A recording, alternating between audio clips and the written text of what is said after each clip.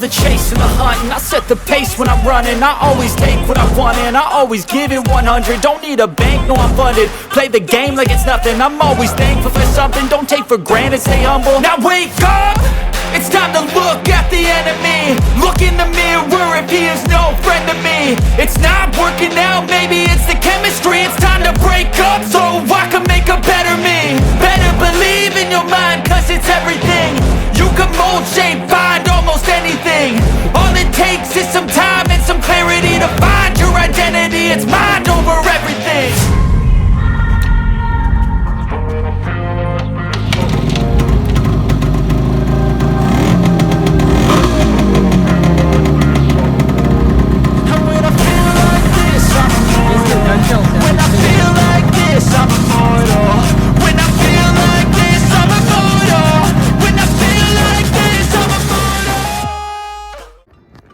Итак, для тех, кто впервые на моем канале, либо пропустил предыдущие серии, в описании будет ссылка на плейлист к данному мотоциклу. Там же есть HZ и Ява, старушечка вон там вот ждет своей очереди. Либо не знаком с этой моделью мотоцикла, давайте сделаю краткий экскурс того, что было сделано, что это за мотоцикл. Это Юнкер. Вот, было выпущено их от 4 до 6 тысяч по разным данным. Это с учетом того, что мотоциклы эти также были и в ДПС, в спецтехнике. Вот. Мой экземпляр, я хочу его сохранить максимально к заводскому исполнению, вплоть до того, что зажигание будет контактное. Все по заводу. Я его полностью разбирал до рамы. Рама выкрашивалась. Красил я ее здесь, в гаражных условиях. Ну вот. Уже все давно запылилось. Вот. И теперь потихонечку собираю в свое удовольствие, как есть время свободное от семьи, от детей. Каждый узел подвергался переборке в обязательном порядке, не исключая ничего. Все это было полностью, все сиденья и так далее. Покрышки новые перед зад, колеса я переспецовывал, полностью разбирал задний обод, менялся вот этот. Там были проблемы с ним. Уже даже не вспомню какие, по-моему, что-то с посадкой подшипника. То же самое и с передней вилкой. Вилка полностью разбиралась. Здесь я вот сделал такие вот грязезащитные штучки. Они из нержавеющей стали. Замена сальников, проверка всех направляющих и так далее. Перья новенькие, без дефектов, никаких проблем. То же самое, переднее колесо полностью переспецовывалось. Но я покупал родные спицы. Ой, родные. Я покупал ижевские спицы, и с ними были проблемы. То есть там то, что продают под видом оригинальных, у них получилось, что резьбовой части не хватает. И пришлось как бы оттирать свои старые спицы и оставлять их. Но они хорошие, они не гнутые. Биение здесь получилось минимальное. На канале есть видео об этом. В принципе, вот сейчас двигатель, конечно, тоже перепирался. Первым делом под переборочку ходил. Здесь была замена поливалов на родные, юпитеровские, не перепрессованные. Все в допусках, то есть там менее 300 биения. Карбюратор ПВК-32 я установил. Вот. Цепь новая, усиленная, звезда 21. Ну, все как надо, все как мы любим. Вот. Ручка переделана газа, там именно внутри, то есть трос под этот карбюратор, он немножко не подходит. И дабы оставить родной трос, чтобы потом не бегать и не искать каждый раз троса, да, я адаптировал ручку, там пересверлил отверстие и так далее. И была изменена еще вот здесь вот регулировочный винт. Крышка была профрезерована, так сказать, я ее спилил. Вот, и чтобы все это у нас четенько сюда заходило и работало. Вот. Ну а сегодня, сейчас пройду. Места у меня здесь катастрофически мало. Ну, как-то жмемся, но стараемся. Итак, сегодня, значит, нужно сделать замеры вот это вот место. Это установка втулки для привода тормоза. Здесь пока все предварительно наброшено. Вот та вот лапка, и здесь тягой он приводится. Ну, сейчас чуть позже покажу вам. Вот. Сейчас сделаю вот эти вот замеры. То есть это толщина, это диаметр вот этого посадочного места. И буду делать здесь из бражи, браж 9.4, буду делать втулки. По заводу здесь сделано из графита наполненного капролона, как я понял. Но, как показала практика, пробег у мотоцикла не сильно большой, до 5000 километров, и они уже были разбиты. Поэтому я хочу сделать из бронзы. Мы перемещаемся с вами к токарному станку. Вперед!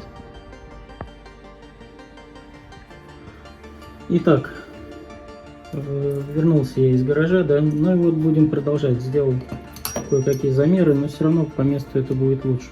Вот тормозная система, в раме там есть ответная часть, вот эти вот втулки, видно, да? Это новая уже деталь, будем ее сейчас подгонять. А вот старая как выглядела. Здесь вот разбитое ушко уже, и вот такие вот всякие тут люфты. Все это вот так работало. Плюс согнуто, испорчено. Но эту тормозную тягу я купил новую, как и вот эту ответную часть. Тем более здесь вот у нас испорчена немного резьба. Вот. Тормозная лапка. Здесь то же самое.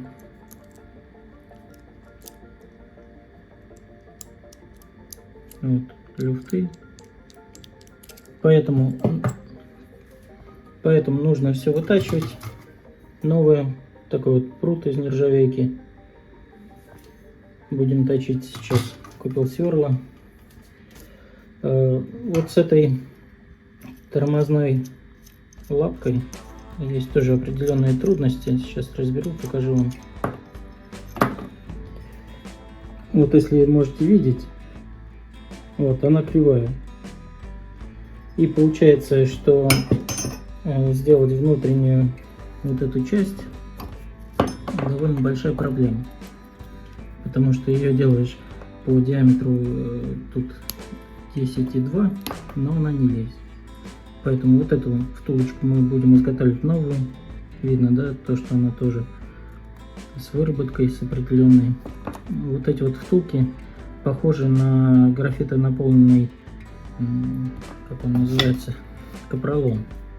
Вот у меня есть стержень, но из него я, скорее всего, не буду делать. Я буду делать из бронзы, как и все другие, которые уже делал. Ну, это не бронза, это браш 9.4. Вот. Есть еще вот более податливый такой, более мягкий. Но мне кажется, это все недолговечно, и поэтому точу все из бронзы. Вот. Поэтому делаем замеры сейчас. Есть некоторый чертеж, тут небольшой набросал так для справки себе. И будем заниматься точить. Хочется, чтобы все это было не вот так, а все четенько и хорошо, чтобы работало, чтобы приятно было кататься на мотоцикле. Я уже отпилил половинку. Ну и поехали.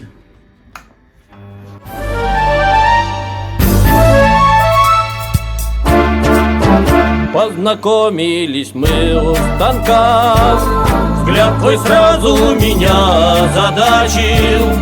Ты стояла, вращая слегка рукоятку продольной подачи.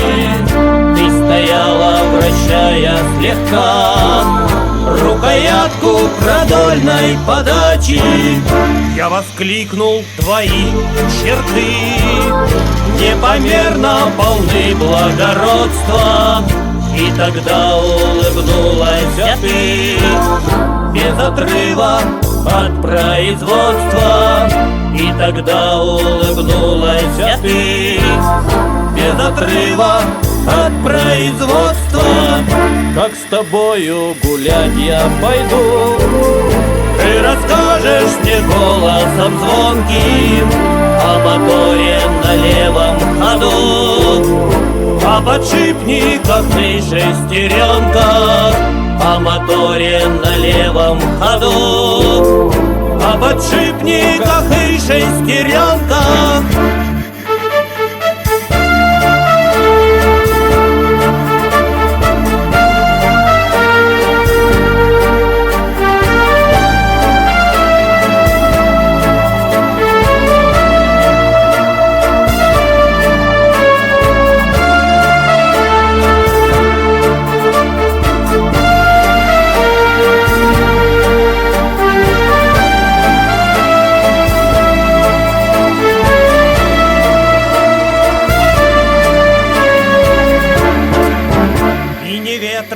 Не будет, не то. Итак, переместились мы с вами обратно к мотоциклу. И сейчас будем смотреть. Вот такой вот узел. Это новый. И вот эти самые втулочки, которые я вытачивал. Здесь сделал заходную фаску в 1,5, чтобы легче было. Ну вот сейчас будем все смотреть. Также вот втулка. Втулка из нержавеющей стали. Вот она. Садится она здесь хорошо, плотненько. Вот.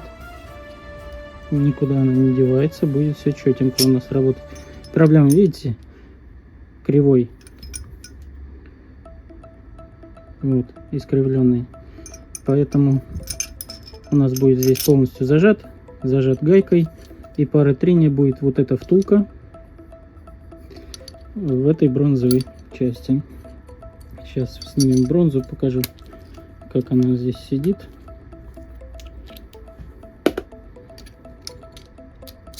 Вот. Ну, дальше я не буду проталкивать ее, вот подзакусывать немножко. Вот такие вот зазоры я сделал. Вот. Вторая то же самое. И вот дальше ее,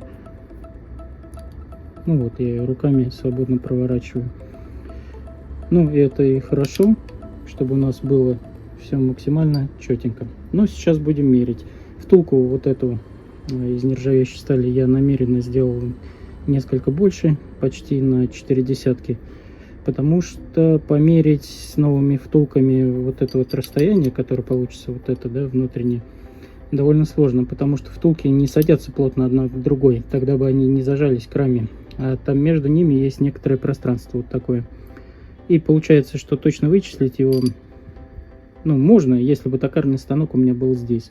А так как токарный станок дома, мотоцикл здесь, поэтому сделал запас. Если что, просто торцану. Либо просто болгарочкой аккуратненько сниму. Вот. Ну, сейчас все увидим. Так, ну что, запрессовал. Вот болт-гайка с двух сторон. Таким вот образом. Сейчас открутим, посмотрим. Садилась она очень плотно, хорошо. То, как я и хотел. Чтобы не сильно села сама втулка, из-за того, что она в раме обожмется, чтобы у нас внутренняя втулка не зажималась. Ну, сейчас посмотрим. Так, вот втулочка. Вот она заходит. Плотно. Ну, это и хорошо. Как раз у нас там был небольшой конус. Ввиду того, что здесь, например, мясо больше, а внутренняя часть проточена, и она разжалась после обточки. Ну, а теперь проблем не будет. Все-таки это тормозная тяга, здесь ногой нажимать, поэтому я думаю, все хорошо. Ну, собираем дальше. Так, ну что, замерил я вот это вот расстояние. Вот это. Его можно было замерить только после запрессовки втулок, да? Вот я его померил, вот эту втулочку я делал с запасом. У нас получилось 29,85, а втулка, вот эта вот металлическая из нержавейки, она у нас 32. Вот, как раз этот запасик, все отлично. По диаметру она хорошо. Но вот смотрите, если вот родная гайка, Да? Если я отсюда уберу 2 миллиметра, здесь вот корончатая гайка, там сейчас.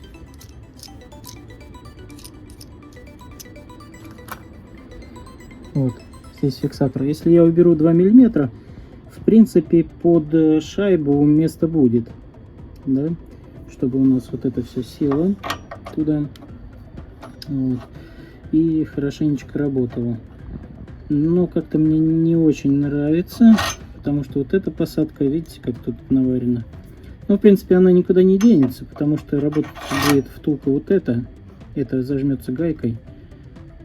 Ну, стоит подумать, в общем. Может быть, какой-то есть другой вариант, скажем, разрезать втулку, а здесь сделать концевик, вот эту часть, второй, справа, ее сделать немножко по-другому. Сейчас сделаю чертежик и подумаю. Так, с этим все понятно. Дальше. Вот здесь у меня крепление бака. Вот.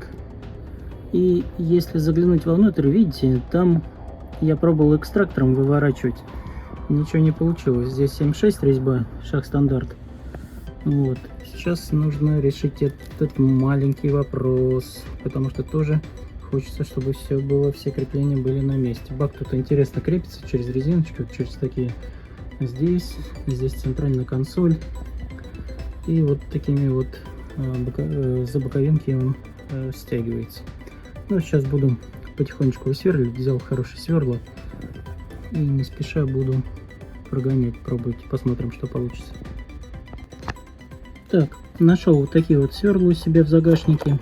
Вот сперва буду на 4 миллиметра сверлить.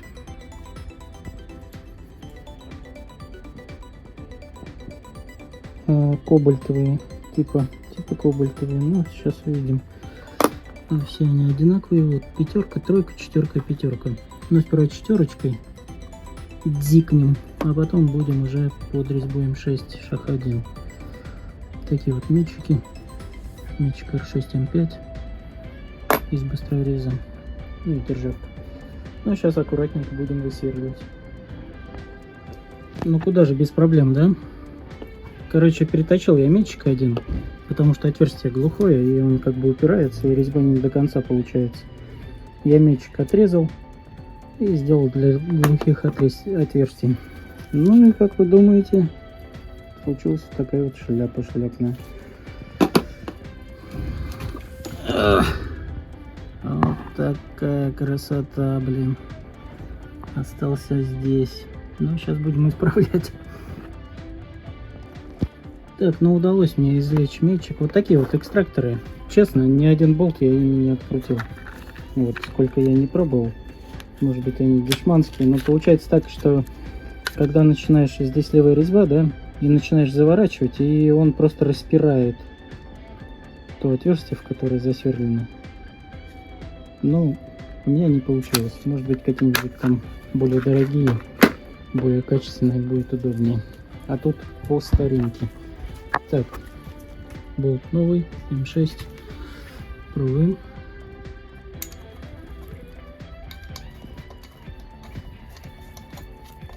Все отлично. Все держится. Длину подберем уже по месту. Все хорошо. Эту часть восстановим. Так, продолжаем. Проверил реле. Оно не работало. Немножко его подпаял. Там внутри транзистор был неисправен. Не стал снимать. Ничего интересного. В принципе, проверил. Все исправно. Закрепил. Дальше. Начал проверять. Здесь на юнкере вот сигнал. Сигнал поворота дальний-ближний. А вот этот пульт. Это глушилка. И габариты, и свет включается. А также вот отдельно кнопочка есть. Это моргание дальним. Вот как на Чизете сделано. Вот здесь вот тоже вот моргалки. Сигнал плюс моргалка. Ну и на Яве также сделано. Вот на юнкере тоже моргание дальним светом на правом пульте. И оно не работало. Все почистил.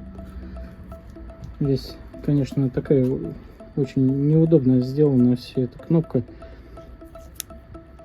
Вот здесь вот окислил снизу, почистил, сейчас смажу, чтобы ничего не ржавела. И будем пробовать. Система, конечно, дурацкая. Сейчас я вам покажу. Навряд ли кто-то особо знает. Вот такая кнопка. Видите, медный контакт. И здесь пружина. Вот, она тоже почищена. И эта пружина через кнопку замыкает вот на эту пластину. А пластина, в свою очередь, идет на массу. Вот отдельный провод сюда подключен. Ну, то есть из-за того, что пульты пластиковые, вот они таким вот образом. Нет поставить нормальный выключатель. Блин, какая-то пружина, куча контактов, все это окисляется. Мотоцикл стоял не в гараже у человека, когда я его забирал, и все это подокислилось. Левый пульт так там вообще сгнила. Пришлось вот эту пластину изготавливать самому, выгибать, там целая история. Вот. Ну ничего, сейчас доделаем. То есть вот такие вот мелочевки я предпочитаю делать на этом этапе сборки, потому что когда мотоцикл уже соберется, на нем будет желание кататься, и вот такие вот мелочи устранять не будет. Ну а пока все раскрыто, бак раскрыт, проводка вся у нас. Вот, все открыто, проводка доступна, поэтому я предпочитаю это делать сейчас сразу. А потом просто можно за 2 часа просто фигак, и мотоцикл у вас собран. Там бак накинул, центральную консоль, и все. То есть вот эти вот все сопли, их желательно устранять на этапе сборки, чтобы потом не заниматься двойной работой. Ну и раз разобрал, смотрите, вот ручка, вот видно, да, вот заводская сверловка, а это вот я сделал. То есть вот настолько получается трос короче, чем с заводским карбюратором. Напомню, тут 32 ПВК. Так, ну что, собрал. Включаем зажигание. Так. Лампочка загорелась. И пробуем. Вот. Все работает.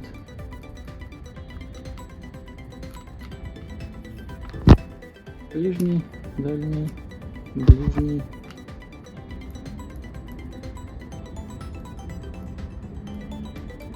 Ништяк. Отлично. Так.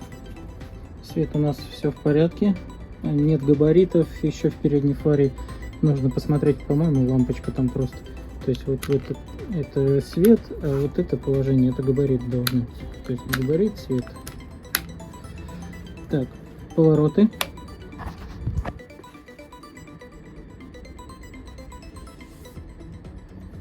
Левый, правый. Ну вот, осталось дело за небольшим. То есть смотреть габарит в фаре. А потом буду приступать к сбору задней части, но перед этим нужно отпесочить вот эту часть и покрасить ее. Работы еще много, конечно.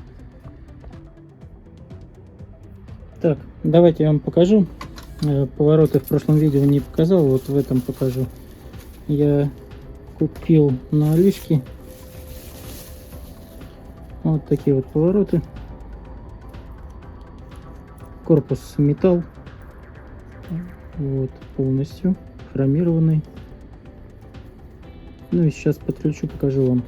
Я их хотел и вперед, и взад, и сзади, и спереди, но вперед они очень маленькие, как по мне, поэтому пойдут, а сзади прямо вот то, что надо. Сейчас подключу, вам покажу, как они светятся. Так, вот подкинул, смотрим. Вот оранжевый. Это желтый провод, черный минус. Дальше белый провод. Это вот таким вот по кругу красным. То есть, когда вы габарит, например, либо стоп. Но здесь два красных сечения. Одно в центре, второе по краям. Вот, видно, да? Такое более яркое. То есть, это именно когда стоп. А вот этот белый, вот, это, я так понимаю, вы габариты мы включаем на мотоцикле, он горит вот таким. Вот. Как только мы нажимаем стоп, например, дополнительно, вот он загорается ярче. Ну и желтый, он даже вот одновременно может работать с красным. Соответственно, вот более яркий, и он там моргает. В принципе, неплохо. Довольно ярко, информативно. Вот желтенький. Ну, на камеру не очень видно хорошо, но он яркий. Вот такие вот светодиодные повороты.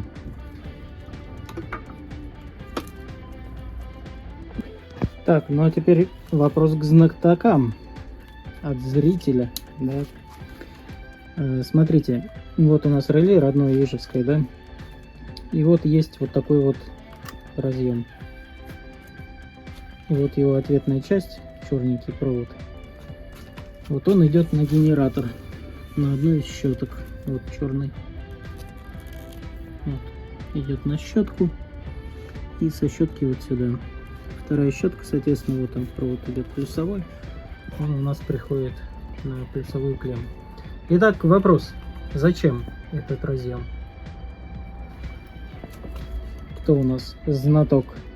А в следующем видео тогда разберем, и я поясню, зачем этот провод, для чего используется.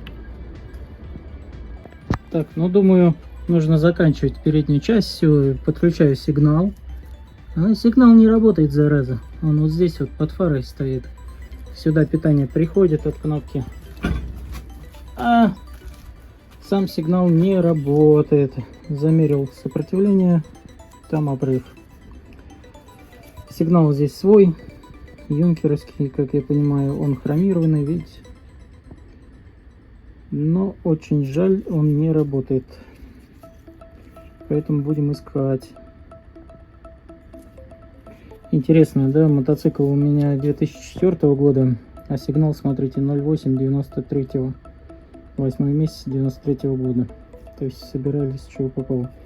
А здесь вот такая, все дела. Ну, будем искать. Хотелось бы, конечно, оригинальный найти и поставить. Ну, я подразумевал, я его и не красил, видите, он такой вот немножко пошарпанный. Что-то мне подсказывало, что он не работает, потому что были два дополнительных сигнала, две ракушки такие стояли. Владелец предыдущий ставил, я так понимаю, был нерабочий. Может быть, кто-то разбирал такие сигналы, и я вот, мне не приходилось, я обычно их менял, но потому что одно Г менялось на другое. Этот вот хромированная часть, если его покрасить серебрянкой какой-то и так далее, это, конечно, будет уже не то. Поэтому напишите, друзья, если кто-то разбирал, что тут надо вот эти вот высверливать или как отгибать вот. То есть, может быть, взять исправный сигнал СЖА и переставить вот эту вот облицовку на него.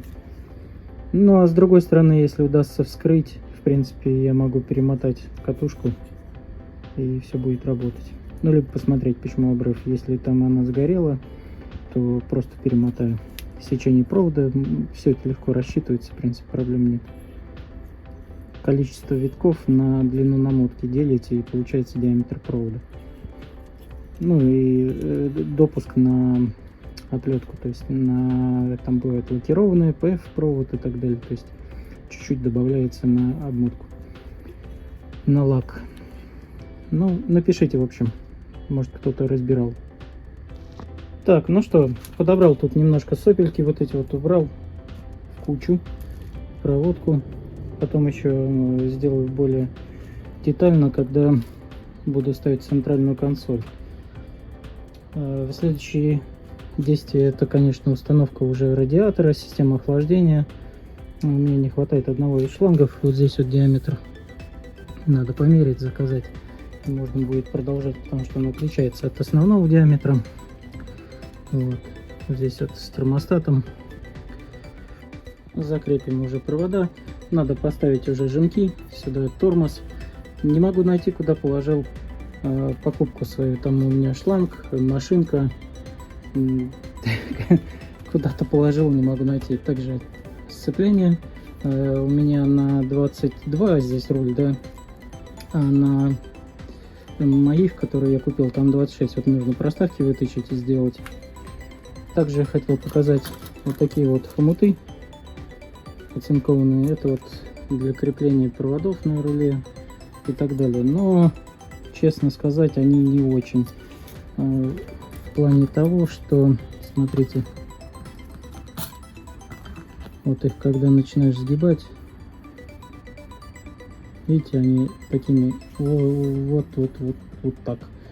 И получается, вот на чизете, смотрите, ну, вроде бы и ничего, да, но их нужно отстукивать, там еще что-то делать. Но это совсем не то, как было в родном исполнении. Но все равно хоть что-то все-таки лучше. Ну, чтобы было одинаково, да, то есть здесь там два, здесь два одинаковых. Ну, в общем, вот так, друзья, вот такие вот работы. Все это делается как бы по мере появления времени. Времени не так много, но хочется собрать. Ну, это такой вот маленький конструктор, то есть я этим занимаюсь, когда есть хотя бы чуть-чуть, немножко времени. И уделять нужно, конечно, всем моментам и не оставлять их за скобками. То есть, если вы знаете, что где-то что-то не то, и вы это намеренно пропускаете, то и на выходе у вас будет получаться по итогу не совсем хорошая сборка. Поэтому каждый нюанс, каждый момент его нужно делать, доводить до конца. Вот. Ну а на сегодня все. Благодарю, друзья, кто подписался на мой канал, и всем удачи. Берегите себя.